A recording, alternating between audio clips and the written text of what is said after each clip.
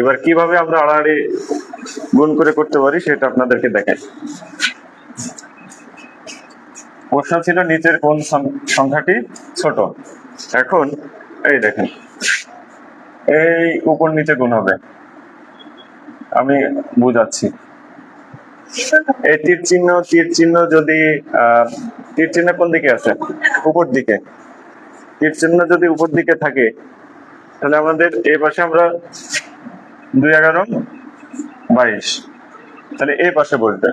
আবার নিচেরটা এটার সাথে যদি আমরা গুণ করি 3 11 কত? 33। বড় কোনটা? 33 বড়। আমরা কোন চিহ্ন দিতে পারি? জাস্ট মনে রাখার জন্য যে 33 বড়, এটা ছোট। তাহলে আমাদের শর্ত অনুযায়ী যে কোন সংখ্যাটি ছোট, তাহলে আমাদের বড়টা আমরা কেটে দেবো, এটা আমার প্রয়োজন নাই। আর আমরা ছোট সংখ্যাটি রাখলাম যে এটা আমাদের ছোট, আমরা বুঝতে পারলাম। তাহলে এটা আমাদের কাটা গেল। এখন এটার সাথে আমরা আড়াআড়ি গুণ করব। এই যে এটার সাথে আমরা আড়াআড়ি গুণ করি, 13 দুগুণে 26 আর 11 দুগুণে 22। এখন কোনটা বড়? সরি, 26। তাহলে এটা বড় না? তাহলে আমরা এটা দিলাম। তাহলে এখন আমরা এইটা কেটে দেবো, যেহেতু এটা বড়। আমরা বুঝলাম যে ওইটার থেকে এটা ছোট। আবার আমরা আড়াআড়ি গুণ করবো,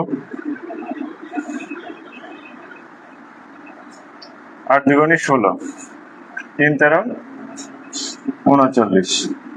তাহলে কোনটা ছোট? 16 ছোট। আমরা কি আমাদের উত্তর পাইছি? এখন বুঝতে পারছেন এই বিষয়টা সহজ না? সবসময় যত বড় কিছুই আসুক না কেন এ টিক্সটা অ্যাপ্লাই করবেন, A to Z সবসময়।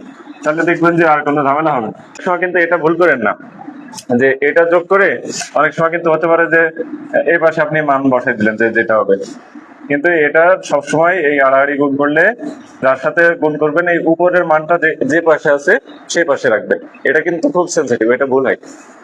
হ্যাঁ, উপরে মানটা যে পাশে আছে সেই পাশে আপনি রাখবেন। এখানে যে মানটা হবে গুণ করে সেটা হবে, এটা গুণ করে যেটা হবে সেটাই এই পাশে। ঠিক আছে? তাহলে এখন নিচের কোনটি ক্ষুদ্রতম সংখ্যা বলেন তো? এটা কিন্তু অনেক অজস্রবার অনেক পরীক্ষা এসেছে, এই কারণেই হচ্ছে এই মানগুলো মুখস্থ রাখতে হবে। এখন এটার মান তো দেওয়া আছে, এটার মান কত আছে? হ্যাঁ না, মান প্রশ্নে বলছে যে এই 4টা অপশনের মধ্যে কোনটি ক্ষুদ্রতম সংখ্যা, এটা বের করতে বলছে। আর এটা কি আসবে 0.3, এটা আসবে 0.4। হ্যাঁ, এখন আমাকে বলেন যে কোনটা ক্ষুদ্রতম সংখ্যা। এই যে এখানে 3 কেন ধরলাম? মনে মনে আমি যদি 100 ধরি তাহলে 0.33 এরকম সামথিং চলে যাবে। আর এটাকে যদি আমরা এইভাবে ভাগ করি যে হ্যাঁ না, আমি জাস্ট বোঝানোর জন্য যে 5.4 হবে। ঠিক আছে, এটা সহজে ই করার জন্য। এখন আপনার এই মানটা যদি মনে না থাকে তাহলে কি আপনি বুঝতে পারবেন যে যে এক উত্তর হবে? কিন্তু এটা বিগত সালে অনেকবার প্রশ্ন আসাতে আস্তে আস্তে মুখস্থ হয়ে যাবে যে এটাই আমার উত্তর। কিন্তু আপনার জানার স্বার্থে এই মানগুলো মনে রাখতে হবে। ঠিক আছে, যে √2 মান হচ্ছে 1.414, √3 মান হচ্ছে 73।